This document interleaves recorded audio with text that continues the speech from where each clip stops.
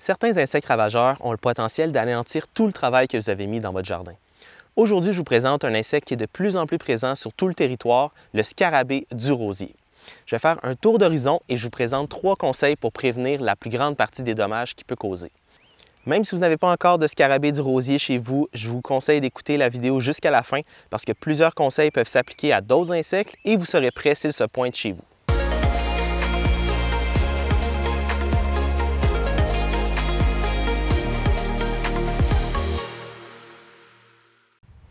Bonjour et bienvenue dans notre très jeune forêt nourricière ici à l'Académie Potagère. Je m'appelle Danny, je suis formateur justement ici à l'Académie Potagère. Notre mission, c'est toujours cool de la rappeler. Si vous êtes nouveau ici, notre mission, c'est de vous aider à cultiver mieux, récolter plus et ajouter davantage de beaux légumes de saison, des beaux fruits aussi de saison dans vos assiettes. Je me trouve présentement ici près de nos ronces, des ronces odorantes. Ça fait des beaux petits fruits rouges. Ça ressemble un petit peu à des framboises. Et aujourd'hui, la thématique de la capsule, c'est de vous présenter le scarabée du rosier. Le scarabée du rosier qui est un insecte qui cause d'énormes dommages si vous avez déjà eu la malchance d'avoir ça dans votre jardin, vous savez de quoi je parle. Souvent, on va reconnaître l'arrivée ou la présence du scarabée du rosier par les dommages qu'il cause. C'est drôle parce qu'il y en a qui volent. Il y en a juste ici. Pouf! Ah, ben voyons donc. On dirait que c'est arrangé par le gars des vues. Le scarabée, ben, on le reconnaît comme ça, en fait. C'est un petit scarabée. Il a les pattes orangées, la carapace brunâtre, un brun pâle avec une ligne noire au centre. Et puis, il mesure à peu près 13 mm d'envergure. Et voilà, vous avez un beau spécimen devant vous. Et puis, c'est un insecte grégaire, donc il n'est jamais seul. Bon. Et voilà, ça en fera un de plus en nature. Il n'est jamais seul, mais la première fois qu'on va le remarquer chez soi, c'est vraiment par les dommages qu'il cause. Parce que rapidement, comme ici, c'est un insecte qui est grégaire, ça se tient en groupe, il peut défolier entièrement plusieurs plantes en une seule journée. Et donc, la première fois qu'on va remarquer sa présence, c'est qu'on va se balader tout simplement dans notre lieu de vie. Et puis là, on va remarquer quelque chose comme ça ici, des ronces, ça peut être un pommier, ça peut être évidemment des rosiers, parce que ça s'appelle le scarabée du rosier. Et là, on va voir un feuillage qui est complètement défolié. Il va rester seulement la nervure sur les feuilles. Le lime va être parti. Et là, on va voir des attroupements par centaines de scarabées du rosier, ce qui est vraiment atroce. Et là, c'est histoire d'horreur. Et donc, c'est un scarabée qui cause beaucoup de dommages très rapidement. Les adultes vont être présents à peu près 3 semaines à 1 mois. Et pendant ce temps-là, ils vont manger. Et donc, pour eux, la vie va vite. Donc, ils vont manger très, très rapidement tout ce qu'ils trouvent. Même s'ils ont des préférences, ils peuvent finalement s'attaquer à une grande diversité de plantes, de la famille des rosacées, donc comme je le disais, les rosiers, mais pas que, les ribes aussi, donc les gadelles, les groseilles, les cassis, les ronces, mais les pommiers aussi, les pruniers, les framboisiers. C'est très, très vaste. Et même l'année dernière, il y avait complètement défolié notre plant de rhubarbe pour dire qu'un scarabée ou un insecte, à la base, consomme des feuilles. Tabarouette, je me fais attaquer par les scarabées du rosier. Pour dire qu'un insecte consomme des feuilles qui sont toxiques, quand même, il faut le faire. Et donc, ça, c'est un petit peu pour le volet de la description. Donc, si vous arrivez puis vous voyez ce genre de petit scarabée-là, la première année, c'est clair que ça va vous surprendre, mais il faut savoir que dans leur cycle de vie, dans les 3 à 4 semaines qu'ils vont vivre, leur rôle dans leur physiologie, ça va être de manger, mais de se reproduire et de pondre. Et donc, c'est clair que ça va être un problème qui va réapparaître d'année en année, surtout si vous avez un sol qui est sablonneux. Donc, ce sont des insectes qui préfèrent pondre et se reproduire dans un sol qui est très léger, sablonneux. Et c'est exactement ça qu'on a ici. On est en fait dans pratiquement un pit de sable. C'est très, très sablonneux. Bon, là, ici, j'ai... Ah oui, c'est ça, je pourrais creuser un petit peu avec ma main, mais c'est vraiment... Ici, c'est du sable, là, ce qu'on a. Notre sol, il est très, très, très sablonneux. Donc, on a un terrain qui est très favorable à la présence du scarabée du rosier. Et le scarabée du rosier, mais sa larve, c'est un ver comme on pourrait qualifier d'un ver blanc. Donc, un gros ver qui a une forme en C, et c'est dans la famille, si on veut pas la famille, là, mais ça fait un gros ver blanc comme le ver du scarabée japonais et celui du hanneton européen. Donc, ça fait un gros ver blanc. Maintenant, qu'est-ce qu'on fait pour se prémunir des dommages qu'il va causer? Bien, la première fois que vous allez voir le scarabée du rosier, il faudra réagir plutôt rapidement parce que, comme je le disais, il peut défolier rapidement les plantes.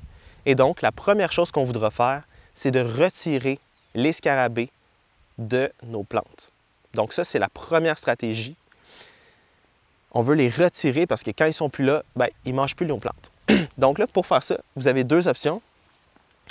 La première, c'est d'utiliser un seau avec de l'eau savonneuse. Là, vous pouvez mettre des gants si ça vous répulse là, de manipuler les scarabées. Mais on va les enlever, on va les mettre dans une eau savonneuse et on va les noyer de cette façon-là. L'idée, c'est vraiment de réduire la population drastiquement et rapidement. Et donc, on peut le faire avec un seau avec de l'eau savonneuse.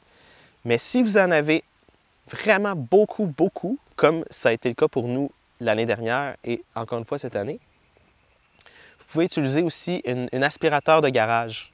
Un aspirateur de garage avec un long bec. Et là, ça vous permet d'aller les ramasser un peu partout où ils se trouvent.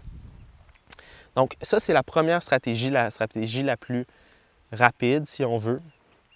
Et idéalement, dès que vous les voyez, il faut rapidement le faire parce que chaque adulte qui n'est plus sur vos plantes, en fait, ce sera aussi un adulte qui ne va pas pondre. Et les femelles peuvent pondre entre 25 et 35 œufs. Et donc, ça se multiplie et c'est un cycle qui continue. Et donc, au fil des années, en diminuant leur présence, ça va aider à ralentir les dommages qu'ils causent. Bon, ça c'est pour la première stratégie et c'est celle qu'on fait.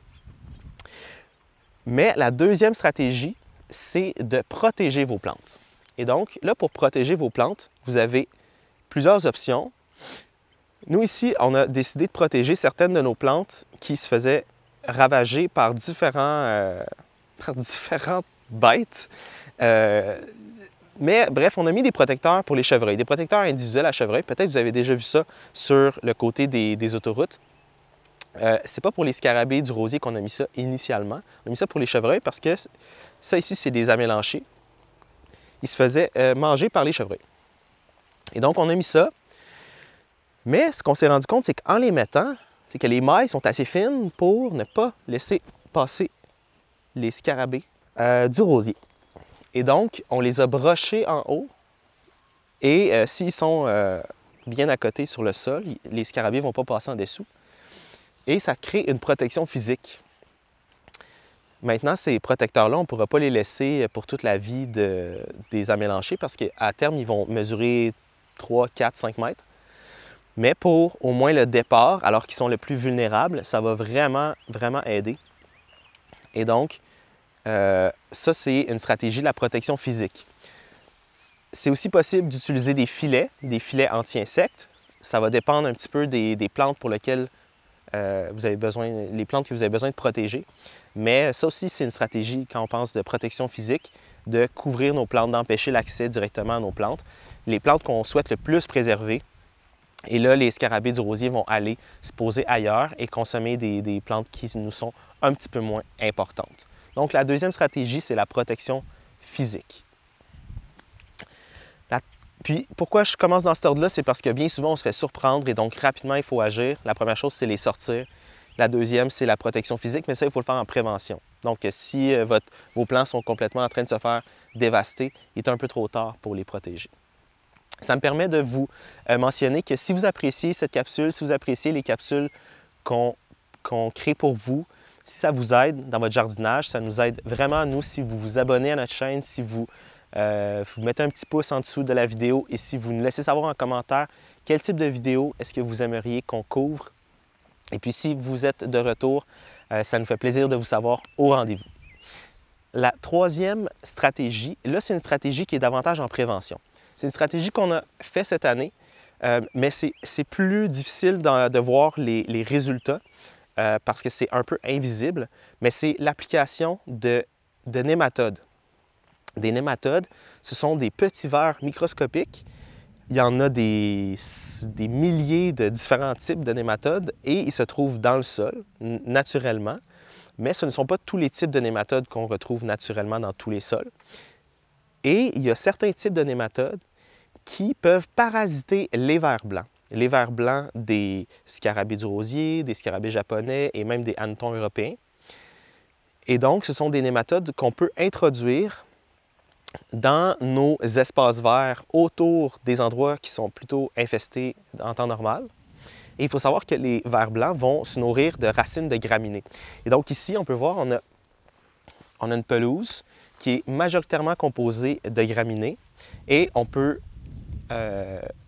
estimer que c'est à ces endroits-là que les scarabées du rosier vont pondre. Et donc, on vient introduire des nématodes. Ça se vend dans les jardineries à des périodes spécifiques, que ce soit au printemps ou vers la fin de l'été. Et on veut faire l'introduction au moment où les vers ils sont dans le sol, mais ils ne sont pas trop en profondeur. Donc, idéalement, on fait ça vers la fin mai ou plutôt vers la fin du mois d'août. Donc, lorsque les œufs ont éclos et que les larves se sont développées, mais que le sol est encore chaud. Donc, ça, c'est la troisième stratégie. C'est une stratégie préventive. Donc, on veut parasiter les vers avant qu'ils se transforment en adultes et qu'ils viennent manger les feuilles de nos plantes. Par contre, c'est une stratégie qui est quand même plutôt invisible. C'est plus difficile de voir la vraie portée de cette action-là. Il y en a qui volent partout, ça me fait quand même capoter. Mais bref, ça c'est la troisième façon. Puis une stratégie alternative aussi qui peut aider, qui est comme la quatrième stratégie, c'est de semer du trèfle à travers vos espaces engazonnés pour amener de la diversité dans vos espaces engazonnés. Et il faut savoir que les larves de scarabées du rosier, les vers blancs en général, ne consomment pas de racines de légumineuses, le trèfle étant autre chose qu'une graminée. Et donc, avoir de la diversité dans nos espaces engazonnés, ça va aider aussi sur le long terme à diminuer leur présence. Ça fait le tour pour le scarabée du rosier. Le scarabée du rosier, il arrive à peu près vers le début juin, autour du 10 au 20 juin, selon les régions. Donc, soyez vigilants. Faites des observations si vous savez que vous en avez autour de vous et soyez rapide dans vos méthodes de gestion pour éviter le plus gros des dommages. Je vous laisse là-dessus. Passez une belle journée. Allez voir autour de vos plantes, vos rosiers, vos ribes, savoir si vous n'avez pas des scarabées du rosier. Et nous, on se revoit la prochaine fois. Salut!